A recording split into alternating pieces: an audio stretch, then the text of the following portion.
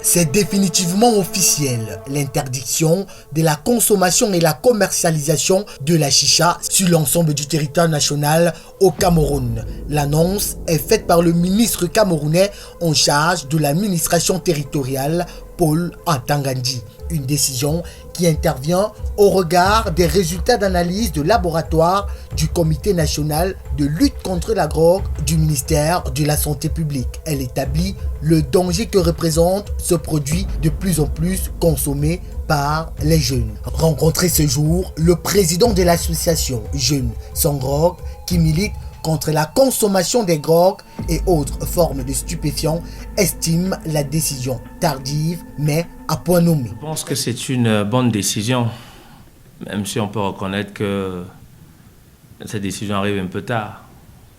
Mais on va évoluer dans la logique de dire mieux vaut tard que jamais, parce qu'aujourd'hui la jeunesse camerounaise s'est auto-détruite pendant des années à cause de cette affaire de chicha qu'on croisait dans tous les coins chauds, et même les coins les moins chauds.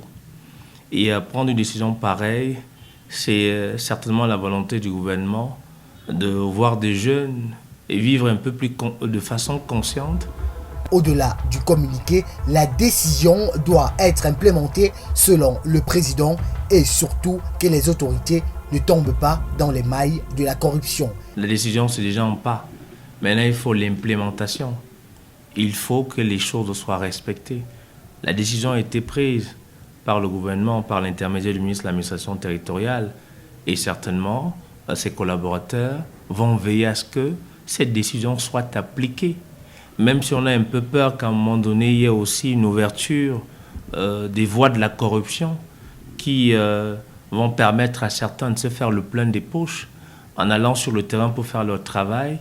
Ils peuvent tomber dans le piège de la corruption et la décision ne sera pas respectée à la lettre. Une enquête rendue publique en janvier dernier par le dit comité relève que près de 46% des jeunes âgés entre 16 et 22 ans en milieu urbain consomment la chicha dans les snack bars et même à domicile. Une pipe à eau est composée de 28% de tabac et 70% de sirop contenant du sucre et des arômes, donnant un goût acidulé qui engendre des conséquences irréversibles.